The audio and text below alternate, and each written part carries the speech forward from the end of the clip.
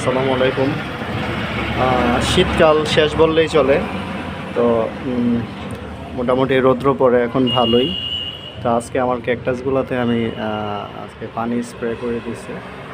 দেখেন সবগুলা ক্যাকটাসে এখানে পানি স্প্রে করে দেওয়া আছে। এখন এগুলা থেকে আশা করি চারা আস্তে আস্তে গজাবে, কিংবা এগুলোর সাইজগুলো আস্তে আস্তে বড় হবে। প্রত্যেকটা গাছেই আজকে এই যে এখানে আরেকটা আছে। এইভাবে এখন যেহেতু ড্রাই সিজন অলরেডি আইসা পড়ছে, তো সবাই নিয়মিত ক্যাকটাস গাছে ঠিকঠাক মতো পানি বা যে ধরনের খাবার দেওয়ার এগুলো দেওয়ার চেষ্টা করবেন। আর হচ্ছে আরেকটা বিষয় যেটা খুব ভালো লাগলো, এটা হচ্ছে এই যে আমার এই গাছটা, এটা অনেক দিন যাবতই এখানে এইভাবে রাখা হয়েছিল। তো আমি আসলে অপেক্ষা করতেছিলাম যে এটা কবে নাগাদ চারা দিবে কিংবা বড় হবে এই ধরনের। এটা আসলে যেভাবে লাগাইছিলাম এখন ওইভাবে আছে। প্রচুর ধুলাবালি পড়ে, সেই জন্য পাতাগুলো এমন ময়লা হয়ে আছে।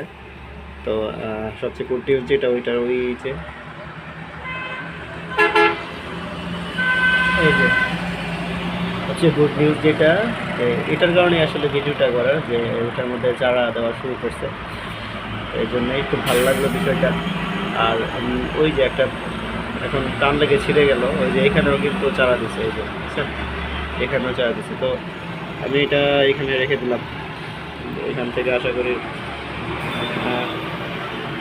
এই টপটা থেকে আশা করি এই গাছটা করতে হবে, দিয়ে দিলাম।